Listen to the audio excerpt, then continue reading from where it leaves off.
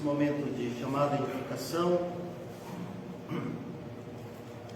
Abramos a nossa Bíblia na carta escrita pelo apóstolo Paulo a Tito, no capítulo 2, versículos 11 a 15.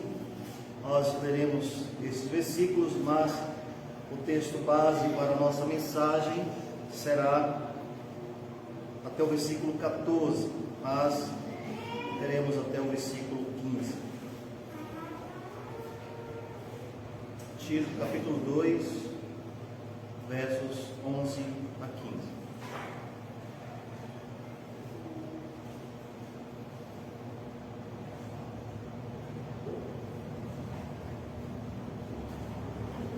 Todos acharam o texto? Amém? Assim diz a palavra do Senhor. Porquanto a graça de Deus se manifestou salvadora a todos os homens, educando-nos para que, renegadas a impiedade e as paixões mundanas, vivamos no presente século, sensata, justa e piedosamente, aguardando a bendita esperança e a manifestação da glória do nosso grande Deus e Salvador, Cristo Jesus, o qual assim mesmo se deu por nós, a fim de remir-nos de toda a iniquidade e purificar para si mesmo um povo exclusivamente seu, zeloso de boas obras. Dize estas coisas, exorta e repreende também com toda a autoridade, ninguém te despreze. Senhor Deus, Pai amado, nós rogamos mais uma vez a Tua graça sobre a nossa vida.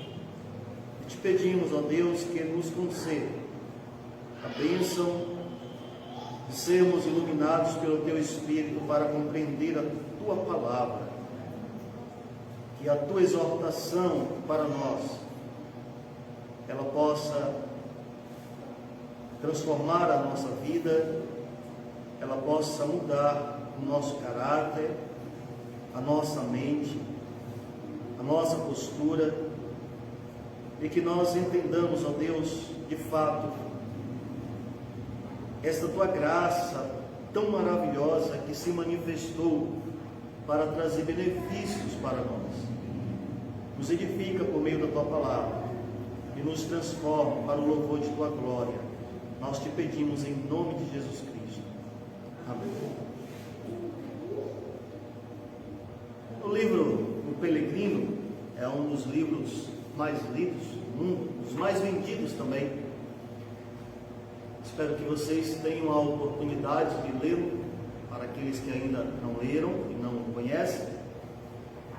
Esse livro nos conta que, enquanto cristão, um dos seus personagens, o personagem principal desse livro, enquanto ele caminhava em direção à cidade celestial, apareceram no caminho dois homens que pularam o muro pelo lado direito, do esquerdo, do caminho estreito. E quando eles aparecem diante de Cristão lhes faz uma pergunta: quem são eles e para onde eles vão? E eles respondem: nós somos nascidos na cidade da vanglória e estamos à procura de fama e riquezas na cidade celestial. Mas Cristão traz uma advertência para eles, dizendo: olha, vocês saltaram o muro, vocês desobedeceram a lei de Deus, e o Senhor da cidade celestial não permitirá que vocês entrem.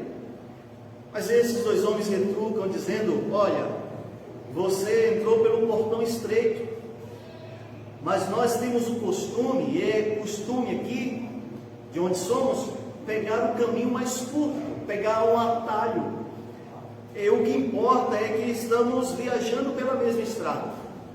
Então, para eles não importava se eles pularam o muro ou se eles estavam seguindo como o cristão estava seguindo pelo caminho estreito. Cristão, mais uma vez, repreende aqueles homens, dizendo: olha, eu ando pela do Senhor, mas vocês andam pela regra do próprio coração.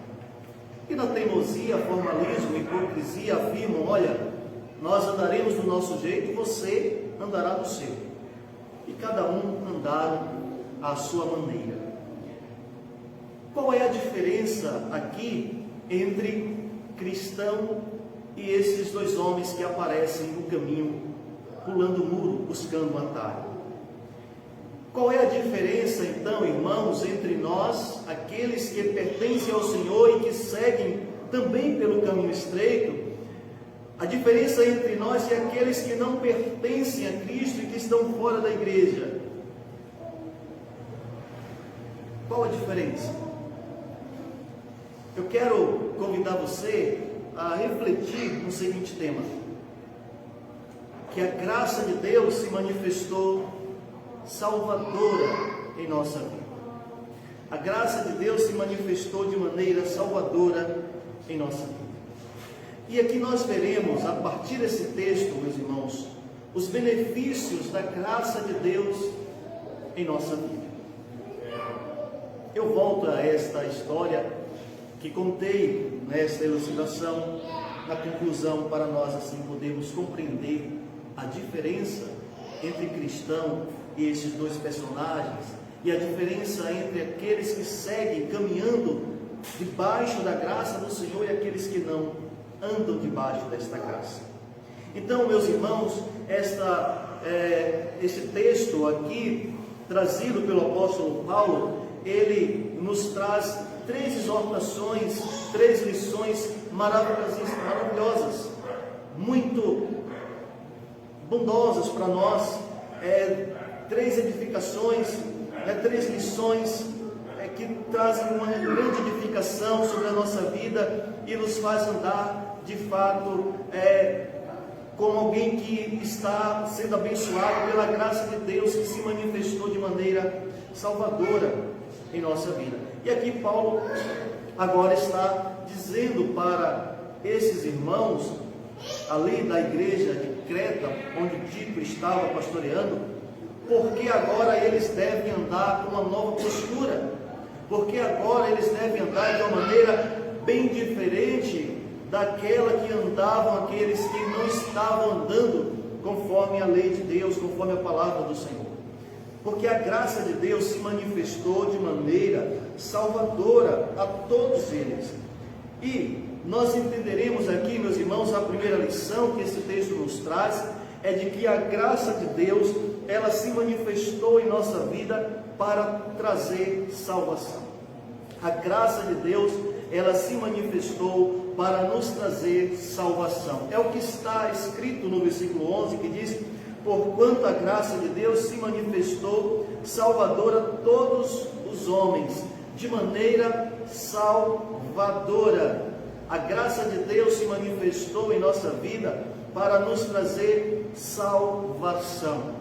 Meus irmãos, quando nós observamos esse texto e assim olhamos para o texto original, nós percebemos que neste versículo 11 se trata de um tempo qual chamamos de passado perfeito, aquilo que aconteceu.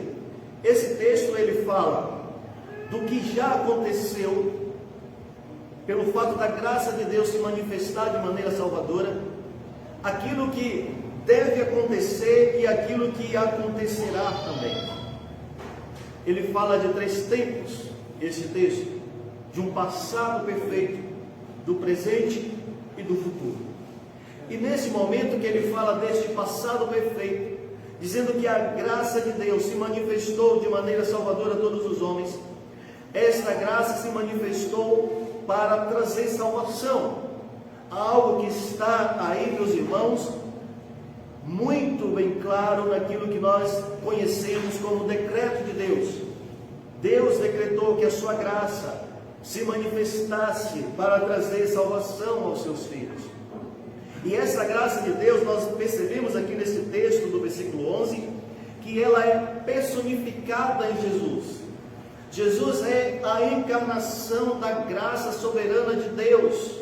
Ele nos traz salvação. Ele é o nosso libertador, Ele é o nosso redentor. E esta graça de Deus, ela se manifestou Perceba que na nossa tradução da língua portuguesa, este verbo manifestar está no passado. E quando nós olhamos para o texto original, está no passado, como acabamos de falar, um passado perfeito. A graça de Deus, ela se manifestou, ela trouxe salvação para nós.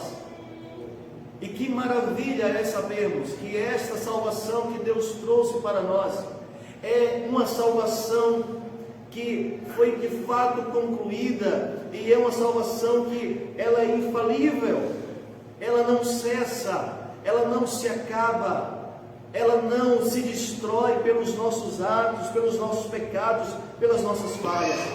Que bom é saber, meus irmãos, que a nossa salvação, ela apenas depende da soberania de Deus, da sua vontade soberana. Porque se dependesse da nossa própria vontade, se dependesse dos nossos méritos, dos nossos esforços, das nossas qualificações, jamais conseguiríamos alcançar essa salvação. E aqui o texto diz que esta graça, ela se manifestou. E quando nós olhamos lá para o manuscrito grego, no texto original, esse verbo epifaneia significa que esta graça, ela trouxe luz, ela se manifestou, ela apareceu, ela trouxe esta clareza para nós da salvação de Deus que foi alcançada por nós. Meus irmãos, e aqui o texto nos diz: porquanto a graça de Deus se manifestou, salvadora a todos os homens. Veja que Paulo começa este versículo 11 com uma preposição. Ele está ligando aqui este texto com o texto anterior. Paulo estava falando nos textos anteriores, desde o capítulo 1, como devem ser as qualificações dos ministros, dos pastores, dos presbíteros da igreja, como devem ser aqueles que pregam a palavra de Deus, como devem ser os homens mais experientes, as mulheres mais experientes da igreja, como devem ser as jovens da igreja, como devem ser os moços da igreja, como devem ser aqueles que são servos, como devemos nos comportar como servos de Deus, para que a palavra de Deus não seja difamada. E agora Paulo, neste versículo 11, diz agora: portanto, vocês devem compreender que a graça de Deus se manifestou salvadora a todos os homens. E uma vez que esta graça de Deus se manifestou na vida de vocês, vocês devem agora andar desta maneira. Vocês devem agora reconhecer os benefícios que esta graça trouxe para vocês. É entender que esta graça trouxe salvação para vocês. Esta graça alcançou todos vocês. E é importante, irmãos, nós observarmos que quando o texto diz todos os homens, aqui não está falando de uma salvação universal, de que a salvação, de que esta graça se manifestou para cada indivíduo. Não. Porque se assim fosse, a Bíblia estaria se contradizendo. Porque o Senhor diz na sua palavra que pelo caminho estreito passarão poucos, mas pelo caminho largo, pela porta da perdição, muitos entrarão. E a Bíblia nos relata de muitos que foram para a perdição. Então, esses todos os homens aqui, irmãos, nós precisamos entender que um texto, ele se interpreta dentro de um contexto. A gente não pode perder o contexto de um texto para não criarmos um pretexto. E estes todos os homens, Paulo está falando de todos os homens que fazem parte da igreja. Ele está falando de todos os homens, aquelas classes que ele havia mencionado nos textos anteriores. Esta universalidade da salvação não significa que é a salvação para cada indivíduo, mas desta universalidade que abrange todas as classes da humanidade que compõem e fazem parte da igreja. E aqui nós vemos, meus irmãos, que o deslize dos arminianos é desmascarado. Não pode ser jamais afirmado. Não pode ser afirmado como algo que é certo. Nós precisamos ser fiéis ao texto. Nós não podemos fazer uma interpretação incorreta do texto. E aqui a palavra de Deus está dizendo que esta graça se manifestou de maneira salvadora a todos os homens, aqueles que compõem a igreja. E o texto seguinte vai nos mostrar quem são esses todos os homens. Meus irmãos, a salvação é algo que se concretizou na nossa vida pela manifestação da graça de Deus, pela vontade de Deus, pelo fato de Deus ter decretado e nos escolhido desde a eternidade. E é o que a palavra do Senhor nos revela na carta aos Efésios. A salvação, meus irmãos, ela não é algo subjetivo, não é algo que nós devemos criar, elaborar pela nossa preposição, pela nossa suposição, pelos nossos pressupostos. Não, ela não é de fato algo meramente subjetiva, ela é objetiva, ela se objetiva em nós pela obra de Cristo. E nós precisamos compreender que a salvação, ela nos é concedida por Deus. E nós devemos entender que esta graça do Senhor, ela se manifestou em nossa vida para nos trazer salvação. O Senhor Jesus nos diz no Evangelho, escrito por Mateus, no capítulo 10, versículo 28, dizendo: não temais os que matam o corpo e não podem matar a alma. Temei antes aquele que pode fazer perecer no inferno tanto a alma quanto o corpo. Portanto, a salvação, a perdição, é algo que está dentro do decreto de Deus e é algo que está debaixo da vontade soberana de Deus. A salvação, meus irmãos, ela não é um conceito. A salvação não é algo que deve ser elaborado pela nossa mente, pelos nossos sonhos, pelas nossas contradições, pelo pensamento confuso e conturbado. A salvação, meus irmãos, é um fato real. É um fato, meus irmãos, conclusivo.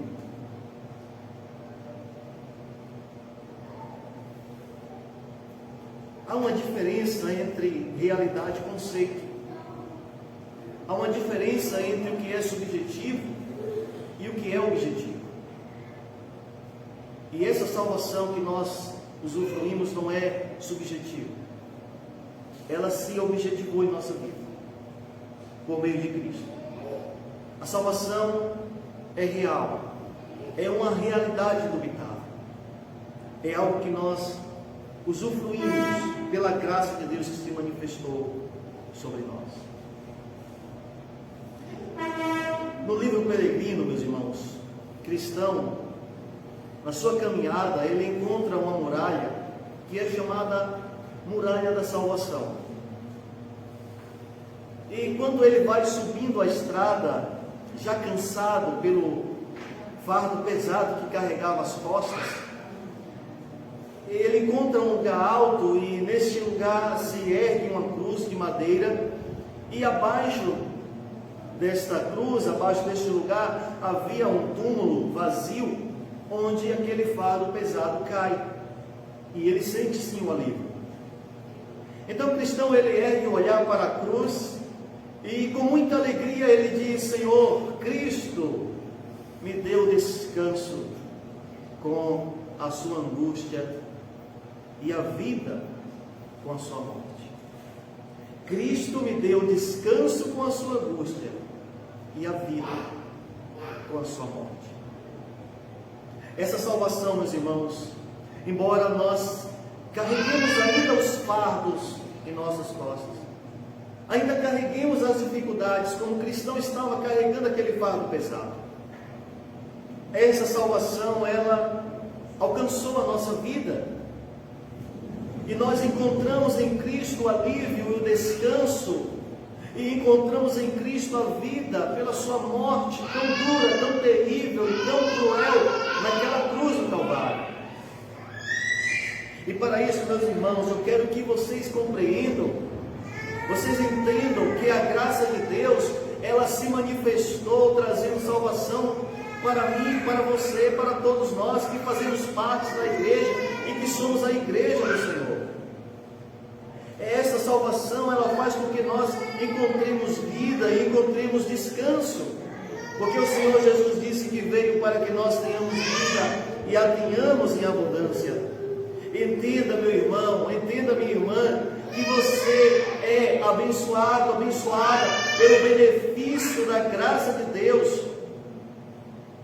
porque esta graça se manifestou de maneira salvadora em sua vida. O texto nos traz esta lição, meus irmãos, de que esta graça se manifestou para nos trazer salvação, mas traz-nos também uma segunda lição, de que esta graça se manifestou para nos trazer instrução espiritual. Versículos 12 e 13. Educando-nos para que, renegadas a impiedade e as paixões mundanas, vivamos no presente século, sensata, justa e piedosamente, aguardando a bendita esperança e a manifestação da glória do nosso grande Deus e Salvador, Cristo Jesus. A graça de Deus, meus irmãos, ela se manifestou em nossa vida, não somente para nos trazer salvação, mas para nos trazer esta instrução, esta educação espiritual que nós tanto precisamos. Ela se manifestou para trazer vida, ela se manifestou para trazer mudança, ela se manifestou para trazer transformação, como nos afirma o versículo 12. A graça de Deus se manifestou em nossa vida, meus irmãos, para que nós possamos renunciar às coisas passadas, para que nós possamos renunciar às coisas da velha vida, porque aquele que está em Cristo, nova criatura é, as velhas coisas se passaram, eis que tudo se fez novo. A graça de Deus, meus irmãos, ela nos traz esta educação espiritual, nos dizendo que devemos renunciar às coisas do passado, a velha vida, a conduta preguiça. A graça de Deus, ela nos educa, ela nos instrui. E aqui nós observamos isso quando o texto inicia neste versículo 12, dizendo, educando-nos, dando-nos esta educação, esta instrução. E aqui nós encontramos o verbo paideu, de onde vem até a palavra pedagogo, na nossa língua portuguesa, que significa instruir, significa levar alguém a aprender, significa levar alguém a moldar o caráter pela repreensão e pela admoestação. A graça de Deus, ela nos traz este benefício, desta instrução espiritual, que transforma a nossa vida, que transforma o nosso caráter. A graça de Deus, meus irmãos, nos dá esta instrução para que nós possamos abandonar as práticas pecaminosas e mortais. Ela nos leva a renegar, e renegar significa renunciar. E aqui o texto diz, educando-nos para que, renegadas ou renunciadas à impiedade e às paixões mundanas, vivamos agora, no presente século, a ação da graça de Deus em nossa vida no presente, levando-nos a abandonar a impiedade, as paixões, os prazeres deste mundo, a vivermos de maneira sensata, de maneira justa e de maneira piedosa. A impiedade significa, meus irmãos, uma vida que é uma vida completamente sem caráter, que é uma vida, meus irmãos, que não tem qualquer reverência para com Deus, uma vida que é mergulhada na maldade. Renegue a impiedade, Não renegue apenas a impiedade, mas renegue também, recuse as paixões mundanas. Recuse as paixões mundanas. E aqui o termo para paixões mundanas, cósmicas epitomias, significa vícios, prazeres, desejos que são proibidos, desejos que são pertencentes a este mundo. Devemos renegar tudo isso e renunciar. E renunciar, arneumai, significa negar. Significa negar a si mesmo, desconsiderar os próprios interesses. Significa agir de modo inteiramente diferente em relação a si mesmo. É repudiar, é não aceitar, é rejeitar.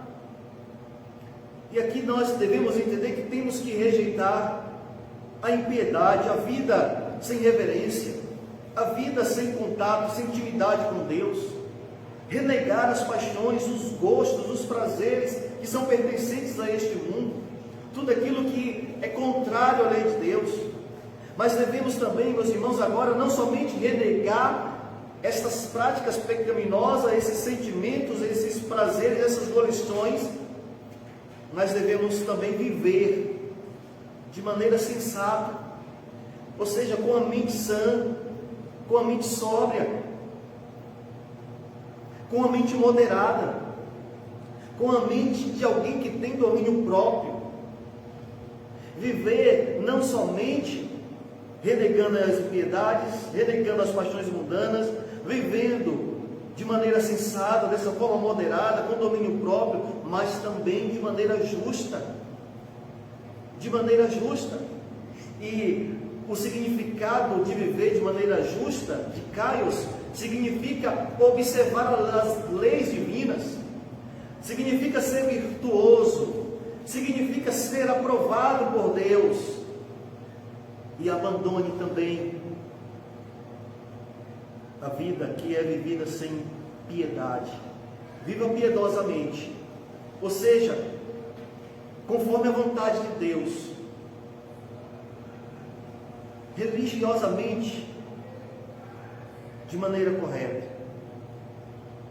A graça de Deus, ela nos educa para que nós abandonemos as velhas práticas, abandonemos o pecado, a impiedade, os prazeres da carne. Nos ensina a viver de uma forma sensata, com a mente bastante equilibrada, viver de maneira justa, seguindo a lei de Deus, sendo aprovado por Deus, e viver uma vida piedosa diante de Deus. A vida cristã, meus irmãos, nos leva a viver uma vida de renúncias, nos leva a recusar muitas coisas na nossa vida. E muitas vezes nós vivemos uma vida cristã sem fazer renúncias em nossa vida, sem fazer renúncia dos prazeres, sem fazer renúncia daquilo que nos apetece, daquilo que nós gostamos. Essas renúncias, meus irmãos, elas atingem muitas partes da nossa vida, seja na vida familiar, seja fazer renúncias também dos nossos prazeres, dos desejos da nossa carne, fazer renúncia muitas vezes das coisas materiais, das coisas deste mundo. A vida cristã é uma vida que nos leva a viver desta forma, renunciando tudo aquilo que é contrário à vontade de Deus. É vida de renúncia.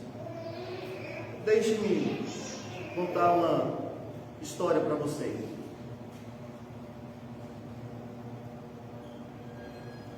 Certa vez, um cristão, ele caminhava carregando a sua cruz, e quando ele avistou uma loja que pertencia a uma fábrica de cruzes, ele ao passar em frente à loja, ele gritou, perguntando: vocês aceitariam a minha cruz à base de troca? Eu quero trocar esta cruz que eu estou carregando. E ele diz: olha, esta cruz, ela é muito boa, mas eu já estou cansado, eu não estou mais aguentando o seu peso. Então alguém ali dentro da loja diz: sem problemas, meu amigo, escolha à vontade.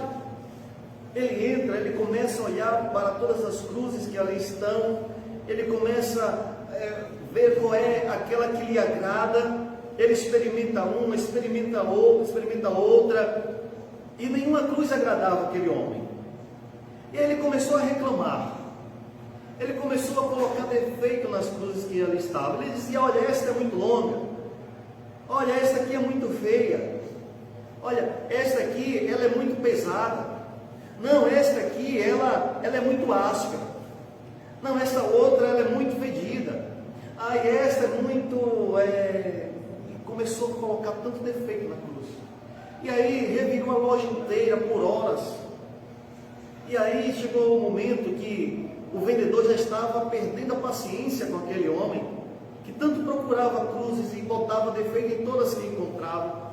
E aí finalmente aquele homem encontra uma cruz que lhe agrada, ele gostou daquela cruz, parecia que ela foi feita sob a medida que ele gostaria.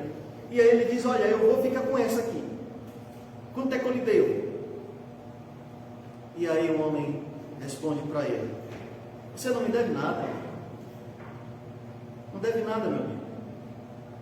Nessa confusão toda que você fez, que você acabou fazendo para escolher uma cruz, você escolheu a sua própria cruz. Leve.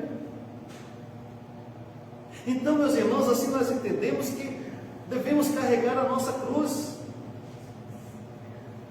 devemos renunciar aquilo que de fato tem que ser renunciado. Esse homem estava querendo renunciar, carregar a cruz.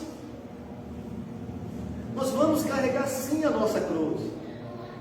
E no livro O Peregrino Cristão carrega um fardo nas costas, e ele quer encontrar o momento no qual Deus tirará aquele fardo das suas costas. Ele teve que renunciar muitas coisas. Ele renunciou à família, ele renunciou aos prazeres, ele renunciou às coisas do mundo. Devemos ter uma vida, meus irmãos, de renúncias. De renúncias. Na Bíblia a gente tem a história do jovem rico. Ele chega para Jesus e diz: bom mestre, e aí, o que é que faço para herdar a vida eterna? Como é que eu consigo ganhar a vida eterna? E Jesus pergunta para ele: você conhece os mandamentos, a lei de Deus? Sim, conheço, de cor e salteado. Pronto, então vamos lá. Pegue tudo que você tem, venda, dê para os pobres e me siga.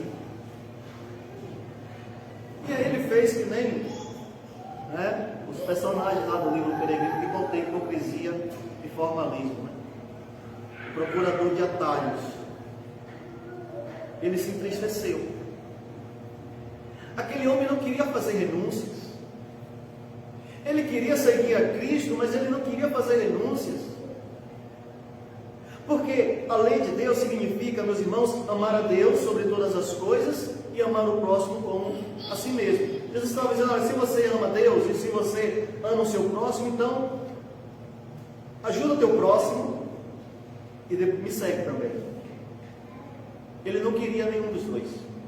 Ele não queria servir o próximo, ele não queria também seguir a Jesus. Ele era alguém que estava vivendo uma vida de hipocrisia. Ele não quis renunciar aquilo que satisfazia o seu prazer. E nós devemos viver uma vida de renúncias, meus irmãos. Renuncie aquilo que você tem de fato que renunciar, para que você não viva na hipocrisia. Portanto, a graça de Deus, meus irmãos, ela nos educa, não somente para que nós possamos abandonar as velhas práticas, mas ela nos educa também para nos trazer esperança. E o versículo 13 assim nos diz: aguardando a bendita esperança e a manifestação da glória do nosso grande Deus e Salvador, Cristo Jesus. Então veja aqui esse tempo que diz que nós devemos aguardar a esperança, aguardar a manifestação da glória de Cristo, e Ele é o nosso grande Deus e Salvador. E aqui a gente deve, ao estudar esse texto, buscar compreender como viviam as pessoas ali em Creta. Qual era o contexto? As coisas não estavam em ordem, as pessoas estavam vivendo uma vida desregrada, as pessoas estavam vivendo uma vida sem obedecer a palavra de Deus, sem conseguir ter esta esperança, sem conhecer a graça do Senhor, sem saber de fato o que é esperar no Senhor. E isso foi o terceiro ponto da nossa mensagem da manhã, no culto matutino. E nós aprendemos que devemos manter o nosso coração na esperança. E esperança significa esperar. Ninguém tem esperança pelo passado, a esperança é pelo que vem. Quando você fala que você tem alguma expectativa, a sua expectativa não é pelo que passou, é pelo que virá. E aqui a palavra de Deus diz que a graça de Deus nos educa para aguardarmos a bendita esperança e a manifestação da glória do nosso grande Deus e Salvador, Cristo Jesus. A graça de Deus se manifestou, meus irmãos, para que nós fôssemos instruídos espiritualmente, para que tenhamos esperança, para que tenhamos uma boa expectativa, para que saibamos agarrar naquilo que de fato temos que estar estribados nela. As pessoas em Creta viviam na prática dos seus pecados, elas estavam escravizadas a eles eram mortos, eles não tinham esperança.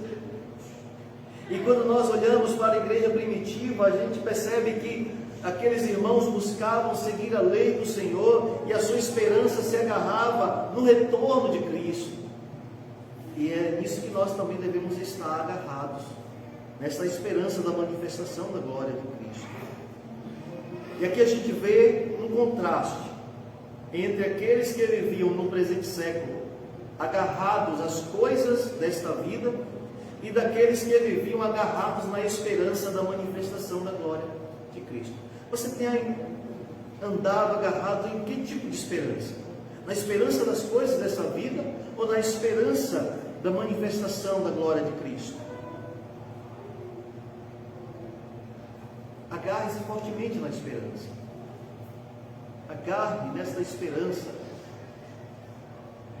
que é a esperança nos concedida pelo nosso Deus, que devemos aguardar essa manifestação da glória de Cristo. Seja confiante nessa esperança. Aqui é aguardar por aquilo que nos foi prometido pelo Senhor. Aqui está, meus irmãos, aquilo que o Senhor nos diz na sua palavra em Mateus capítulo 16, versículo 27, o Filho do Homem há de vir na glória de seu Pai com os seus anjos. Agarre-se nessa esperança. Devemos ter esperança.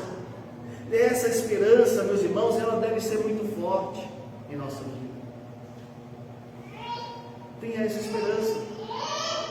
Perceba aqui, meus irmãos, que neste texto Paulo começa falando do que Deus fez por nós ao manifestar a sua graça em nossa vida. Algo que aconteceu, o seu decreto, e que agora aponta para o futuro. Veja que ele falou do passado, a graça de Deus se manifestou, trazendo salvação. Falou do presente, aquilo que devemos fazer agora, no presente século, e fala agora do futuro, aquilo que devemos aguardar, que está para vir. Devemos ter muito cuidado na nossa vida cristã. Muito cuidado com essa esperança. Muito cuidado. certo dia, um jovem, ele queria saber o que era esperança. O que é esperança? Ele buscava o significado de esperança em todo momento. Em todo mundo ele procurava saber o que significava esperança. Ninguém sabia lhe explicar o que era esperança. Então havia um senhor muito sábio, e esse senhor conseguiria lhe mostrar o que de fato significa esperança. Então ele vai à casa daquele senhor muito sábio, e quando ele chega à casa daquele senhor, era uma casa muito simples, não tinha luz elétrica, não tinha eletrodomésticos, era uma casa que não tinha energia elétrica, o fogão daquele homem era lenha. E aí quando ele chega ali, ele começa a se decepcionar. Diz: olha, como esse homem ele é tão sábio, e ele vive uma vida tão simples assim.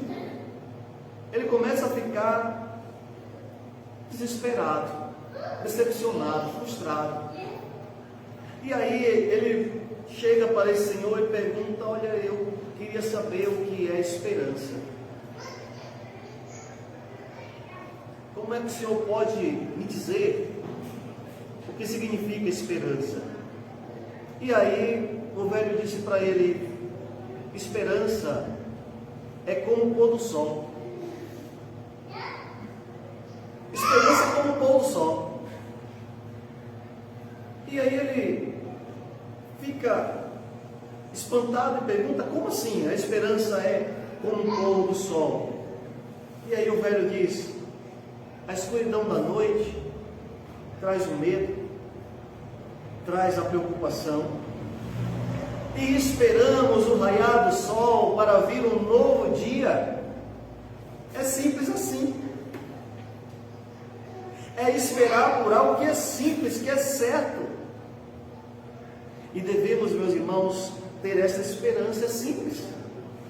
Às vezes a gente fica se confundindo: como é que eu tenho essa esperança no Senhor? E é muito simples. É semelhante a essa explicação que o velho sábio deu para aquele jovem. É como o pôr do sol. A noite vem o medo, vem a preocupação, e aí a gente espera o quê? O dia raiar, vir o sol, nascer um dia novo, trazendo esperança. Aguarde pelo retorno de Cristo, aguarde pela manifestação da glória de Deus. Carregue, meus irmãos, carreguem a sua cruz, buscando renunciar ao que tem que ser renegado. Carregue a sua cruz, meu irmão, buscando viver uma vida na qual você deixe para trás as coisas pecaminosas e tenha a esperança da manifestação da glória de Deus. Agarre-se simplesmente na esperança. Saia da escuridão, saia do medo, saia da preocupação. Venha para uma vida de clareza, e a graça de Deus traz essa clareza para você. E por fim, meus irmãos, o texto nos ensina também que a graça de Deus, ela se manifestou salvadora à nossa vida para nos trazer remissão e nos remir e nos levar às boas obras. Ela se manifestou para nos trazer remissão e nos levar às boas obras. Versículo 14: o qual a si mesmo se deu por nós, a fim de remir-nos de toda iniquidade e purificar para si mesmo um povo exclusivamente seu, zeloso de boas obras. A graça de Deus se manifestou para que sejamos santos, separados, remidos, purificados, separados, diferentes. E diferente não é esquisito, não é estranho. Diferente é alguém que de fato foi modificado pelo Senhor. E Paulo agora, nesse versículo 14, ressalta a obra de Cristo em favor dos eleitos, em favor dos seus servos. Aqueles que alcançaram esta graça foram remidos, foram purificados, foram lavados pelo sangue de Cristo de toda a impureza. Pela graça soberana e salvadora de Deus. Por esta graça, meus irmãos, Cristo não somente nos remiu e nos purificou, mas Ele nos qualificou para boas obras, para sermos zelosos de boas obras. Essas boas obras, meus irmãos, nunca salvaram, não salvam e não salvarão crentes nenhum. Crente nenhum. Ninguém nunca foi salvo por boas obras. Ninguém será salvo por boas obras. As boas obras, elas devem apenas ser um resultado do que aconteceu em nossa vida. Ela não produz resultado, ela deve ser resultado do que aconteceu. Então, uma vez que fomos remidos, purificados, santificados, devemos dar provas desse resultado da graça de Deus em nossa vida por meio de boas obras. É viver uma vida de quem foi mudado, transformado pela graça de Deus. Não apenas vivemos, muitas vezes, dizendo com os nossos lábios que somos santos e negando com as nossas práticas, buscando muitas vezes levar uma mensagem de evangelização para o outro, para o ímpio, mas não demonstrando a transformação da nossa vida, no nosso caráter, na nossa conduta. Francisco de Assis disse uma coisa muito importante. Ele disse: evangelize sempre, se necessário, use palavras. Ele estava dizendo: cuidado, para você não estar dizendo boas coisas, mas a sua vida não correspondendo com aquilo que você diz. As nossas obras, meus irmãos, a nossa conduta, o nosso testemunho, eles são, né, uma mensagem, não uma mensagem que salvará, mas uma mensagem que prova a salvação de Deus em nossa vida. Devemos dar provas aos outros daquilo que a graça de Deus fez em nós, da remissão, da purificação, da santificação.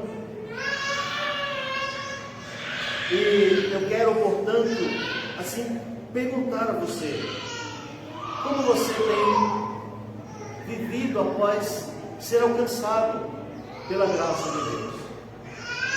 O que você compreende de ter sido alcançado pela graça de Deus? Será que você tem evoluído?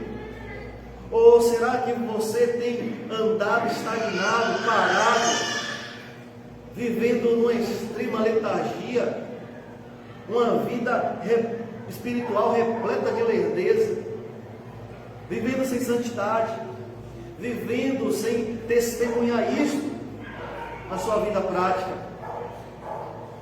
Devemos ter santidade. A graça de Deus, ela se manifestou em nossa vida para isso, para sermos santos, para sermos zelosos de boas obras. Essas obras devem ser as provas cabais de que fomos alcançados pela graça de Deus que se manifestou em nós. O Senhor morreu por nós, Ele nos remiu, Ele nos limpou de toda iniquidade, Ele nos purificou para sermos um povo exclusivamente seu, exclusivamente, apenas dele, e sermos zelosos, cuidadosos com as boas obras, com a nossa conduta, com a nossa prática.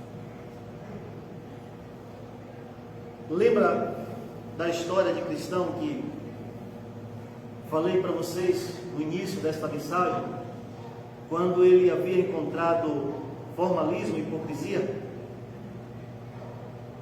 Pois é, cristão havia respondido para eles que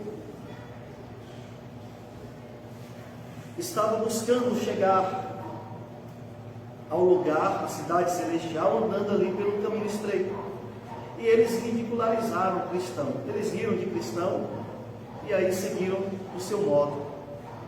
Mas Cristão respondeu para eles: olha, a diferença entre mim e vocês é que eu tenho um sinal na testa e um rolo selado na mão, que é para entregar quando passar pelo portão celestial. Duvido que vocês tenham estas coisas, porque vocês não entraram pelo portão estreito. Nós entramos, meus irmãos, pelo portão estreito. Antes, de fato, com esse sinal que você carrega, com este rolo selado, para quando chega lá, quando esta manifestação da glória de Deus chegar para nós, você poder entrar lá. E aqui, neste texto, Paulo ensina quais são as razões pelas quais nós devemos usufruir esta salvação, os benefícios da graça que nos traz salvação, os benefícios da graça que nos traz educação espiritual, os benefícios da graça que nos traz remissão e nos leva a boas obras.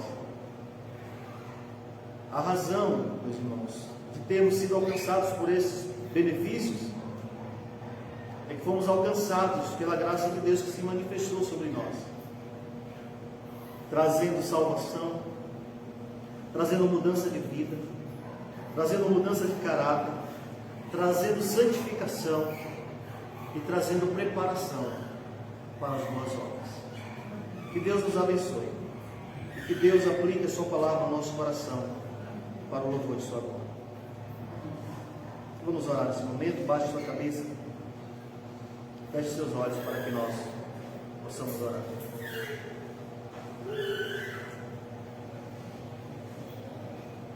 Senhor Deus, nós te damos graças pela tua palavra, te damos graças, ó Deus, pela tua exortação trazida para nós, nos afirmando, ó Deus, de maneira categórica, verdadeira, de que a tua graça se manifestou trazendo salvação para nós, de que esta graça se manifestou, ó Deus, nos levando a viver uma vida instruída, orientada pela tua palavra, para abandonarmos as velhas práticas, as ações pecaminosas, para vivermos agarrados na esperança da manifestação da glória de Cristo, e para sermos santos, e para sermos preparados para boas obras. Deus, que nós possamos de fato compreender que a tua palavra nos afirma, sejamos edificados e transformados por ela, que nós possamos viver usufruindo este benefício que a tua graça traz para todos nós, que se manifestou para a tua igreja, para o louvor da tua glória. Deus nos abençoe. Está uma semana de bênçãos na tua presença, nos conduz, nos faz retornar em paz nos nossos lares. Está uma semana abençoada diante de ti, atende as nossas necessidades, aos nossos irmãos enfermos, derrama a tua graça sobre cada um deles, abençoa a nossa terra, as nossas autoridades constituídas, para o louvor de tua glória. Nós assim oramos agradecidos, em nome de Jesus. Amém. Amém. Assim que Deus nos abençoe, derrame sua graça sobre todos nós.